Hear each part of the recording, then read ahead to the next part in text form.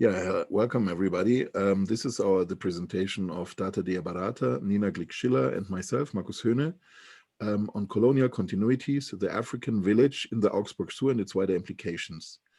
This research is based on an ethnographic research the three of us conducted in the city of Augsburg in 2005, when there was a big media scandal arising about a new human exhibition in Germany, or Völkerschau in Germany, in the Augsburg Zoo.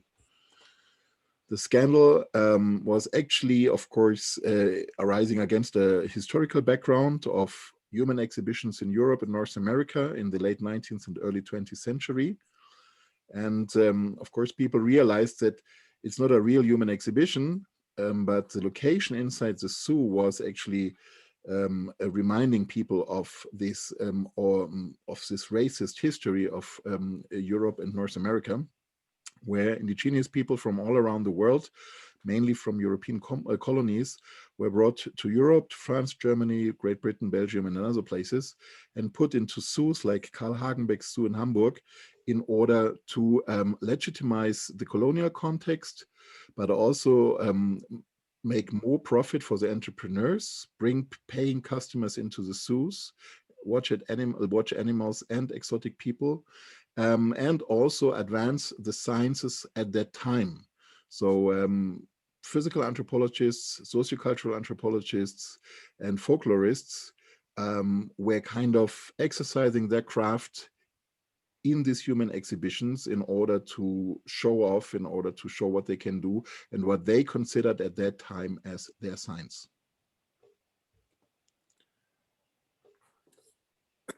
Sorry. Thank you, Markus. So this event we observed in 2005 in Augsburg Zoo was jointly organized by the businessman who owns all the concessions at the zoo, an event organizing company named Max Vita, and the Augsburg Zoo.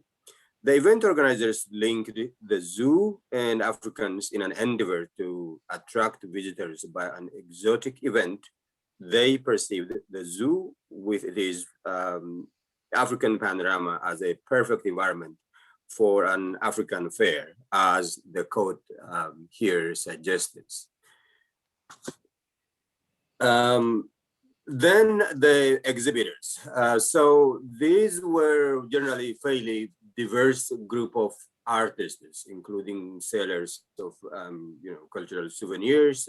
Altogether, we surveyed about 39 of them, and of these, about 2/3 were originally from Africa. They came from Africa at the time, living in Germany. The rest were white folk.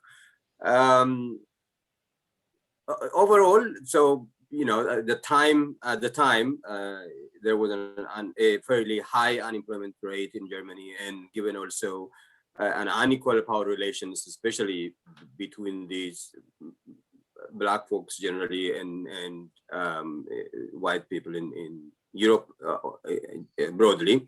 But overall, many of the African exhibitors felt exploited by the particular circumstance of this event. But still, they, of course, exhibited, and some of them, as you see here, the Tuareg man from Niger, tried everything to appear, in fact, exotic in many ways. When asked about whether the event built tolerant and mutual understanding, this Tuareg man's female partner said, half-jokingly, I quote, "Female visitors get excited when they see a Tuareg man in his traditional dress," end of quote. But she also added, I quote again, "This did not build real mutual understanding at all." Then came visitors. They belonged to all age groups, including school-aged children, and they came with some expectations based on the promotion materials, and of course they consumed whatever they were presented. But all in all, there was very little of actual educational information about Africa. If anything, visitors went home with more stereotyping exotification and racialization about Africa. At the beginning of the 21st century, facing cuts in public funding, zoos in Europe, the United States, and Australia once again turned to exhibiting cultures as a means of attracting paying visitors. For example, in the US city of Seattle, a zoo created a quote, rural East African village, end quote, next to a quote, savanna wildlife, end quote.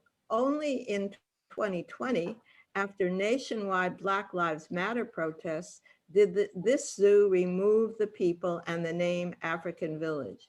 However, they left the village structures. Next slide. In Augsburg, children learn that Africans are among the strange animals that one finds in zoos. While not the worst example, what we saw shocked us. Placing people in zoos produces racialization.